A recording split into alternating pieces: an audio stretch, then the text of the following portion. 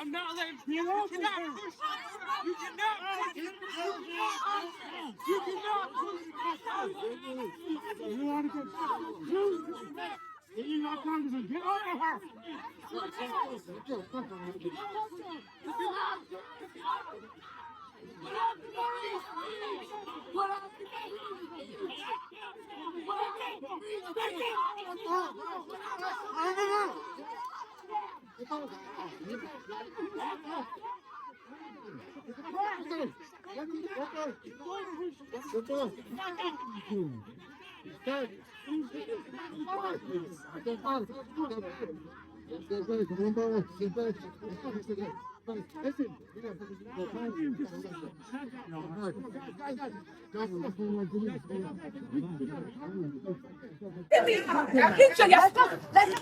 I am filing a complaint.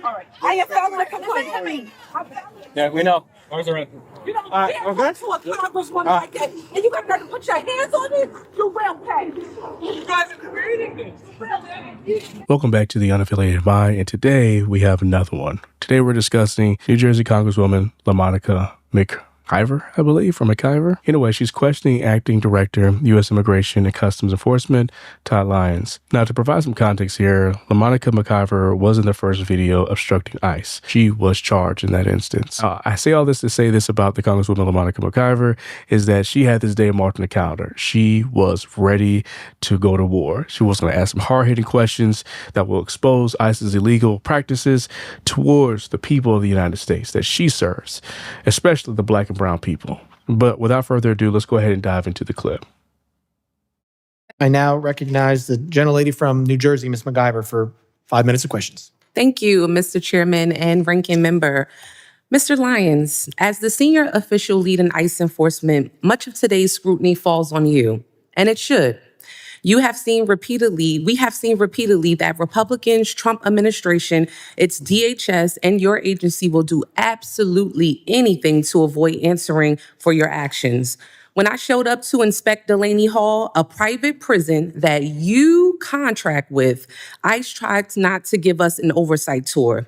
Then, instead of taking accountability for ICE's attempts to keep us from seeing this facility's conditions to know if people's basic rights were being upheld, this administration is doing all they can to try to put me in prison for 17 years. That's definitely not how everything happened. But, you know, she wants to be depicted as this hero, civil rights hero. Everybody wants to be a civil rights hero or activist and wants a statue one day and wants to be known as far as like to give that speech that was, you know, that was the defining moment in our Constitution or in America. When ICE shot and killed Renee Good, Kristi Noem called her a domestic terrorist. When Alex Preddy, you all tried to tell us he was threatening officers with a gun, but all we saw was a phone. This administration's clear lies fell apart, not because someone had a come to Jesus moment, but because we saw these murders from every angle. You are only here because public outrage has become so unavoidable. You are here, Mr. Lyons, because white people are getting shot in the face and chest when the cameras are rolling. When she said white people, the congressman looked at her like, uh-oh, hands up. Oh, man. I make light of the situation. And the only reason why I make light of the situation is because you're only getting one side of the story based upon her account, obviously. She's going to depict herself as the victim in this particular situation. And yeah, that's interesting.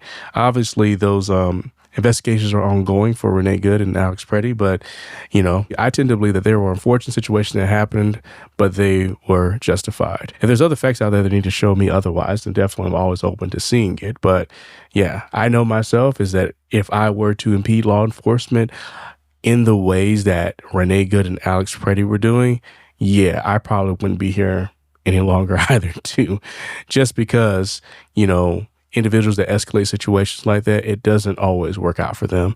And also sometimes it doesn't always work out for the cops. There's enough examples out there to show that law enforcement that hesitate when they're in those type of situations, it doesn't end well for them. So, but yeah. because now my Republican colleagues care about optics.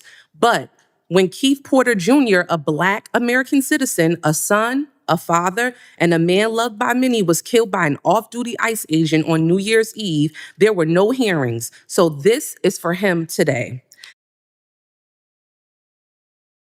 It still remains to be under investigation. It doesn't have any arrests or charges on file as of February 2026. The agent involved maintains that the shooting was lawful self-defense, while the family disputes that account and claims that the shooter was firing into the air in celebration of the new year, which is wild to me. They have called for an independent probe, citing concerns about the investigation process and allegations regarding the agent's past conduct. Now, under California law, discharging a firearm into the air can fall under gross negligent charge statutes and carry misdemeanor or felony penalties depending on the circumstances. So yeah, you just can't go around just firing, guns up in the air. Like, you just can't do that. Now, if someone pointed a gun at me and that was the agent's account, is that he pointed the AR-15 at the agent, then yeah, you don't know what that person is going to do.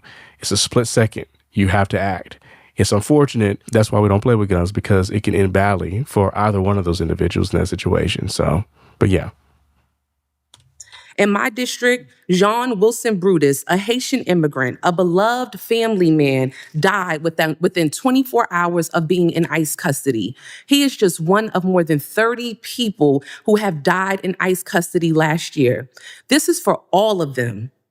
Every human being your rogue, out-of-control agency has hurt, hunted down, imprisoned, killed, and continue to hold hostage even after they have agreed to be deported. We know this administration doesn't care about protecting people or sparing lives. We all see so plainly what you are doing, what you have been doing to Black and brown folks, immigrants, people silenced in the shadows, now in broad daylight, to people peacefully rejecting your cruel agenda in the streets, which is their right to do. This is the despicable but predictable result of an agency that laughs at oversight, receives billions to deploy lethal force on our neighborhoods, and seems to believe that they are above the law and should be without accountability. This administration believes it can act first, explain later, or hell, never explain at all, as we see here today. You all seem to think you are the highest power who decides which people deserve dignity, protection, due process. But you are wrong. We are here for answers. We are here for accountability. And we are here because people are dying. Let me repeat that. People are dying. There's the appeal to emotions in regards to wanting to depict a situation that is dire. Now, obviously, depending on what type of lens you have, if you are a radical Democrat or liberal, then yeah, this is going to seem outrageous to you. And I don't want to lump every Democrat or even liberal in that particular category, because I believe that there are some that are out there like, man, look, like, we got to uphold our laws. Like, this is the law here. Now, can I be objective and take a step back and be like, maybe ICE agents could operate in a manner that have some type of decorum like you would see with local law enforcement at times. At the end of the day, too, this is not me justifying their actions or anything like that, or just the conversation they have with individuals. They're probably just tired. They're just probably tired of being demonized, tired of being vilified by not only the lawmakers, the legislators, and everything in Washington D.C., but also too in the media. And then all that just gets dumped on top of them. So there's going to be a breaking point. There's going to be a breaking point to where you start seeing the decorum start to crack and people just getting frustrated, and you see the human side of individuals. But yeah, back to it. And you don't seem to care. So, Mr. Lyons, I've heard my colleagues ask many questions over and over again, and you cannot answer them. So let me ask you some questions that you may be able to answer. Mr. Lyons, do you consider yourself a religious man? Yes, ma'am. Oh, yes. Okay, well, how do you think Judgment Day will work for you with so much blood on your hands? I'm not going to entertain that question. Oh, okay, of course not. Do you think you're going to hell, Mr. Lyons? I'm not going to entertain. Of course not. How many government... Gentlelady will suspend. Gentlelady will suspend. You can't. Come on. Are these your hard-hitting questions? Is this your hard-hitting questions that you were saving up this day for? You don't have any better questions outside of that? That's it?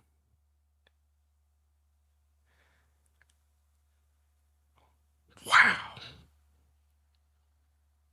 Chairman. As a gentlelady will suspend, as I said, the issues we're debating here are important to ones that members feel deeply about. Thank you. While vigorous disagreement is part of the legislative process, members are reminded that we must adhere to established standards of decorum in debate. The witnesses are here voluntarily, and I will continue to remind members that while oversight is important, aggressively attacking those witnesses personally is inappropriate and not in keeping with the traditions of our committee. Mr. Chairman, I'm just asking a question. You guys are always talking about religion here in the Bible. I mean, it's okay for me to ask a question, right? But let me continue on. I got your notes. All right. The gentlelady may resume. Much. Let me get back to my question, Mr. Chairman. Thank you. I appreciate you. How many government agencies, Mr. Lyons, are you aware of that routinely kill American citizens and you still get funding? Ma'am, I'm not going to entertain that. Of course you're not. Exactly.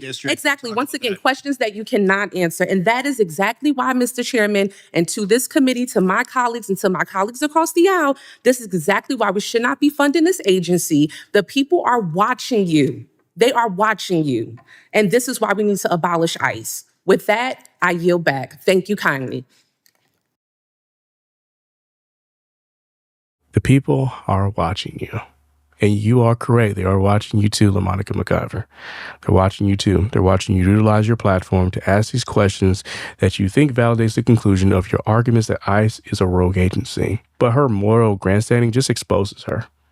Exposes everything to her. If you are looking at this situation objectively, obviously, I may have to add that in there. This was an opportunity for her to really bring balance to the situation and provide that perspective that your side really needs. Because all I hear on the Democrat side, outside of Fetterman, is that, ICE, Gestapo, ICE fascist, ICE racist, Trump administration, it's just evil, religious nuts, ultra nationalists.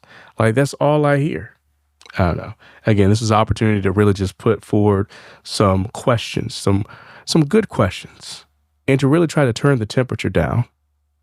But in the situation, you chose the other route that just has this lens of you being a radicalized Democrat that cannot be reasoned with.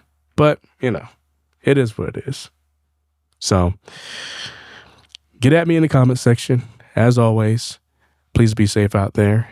And don't forget to like, subscribe, and share an unaffiliated mind. Until next time, deuces, and catch you on the next one. Yes, sir.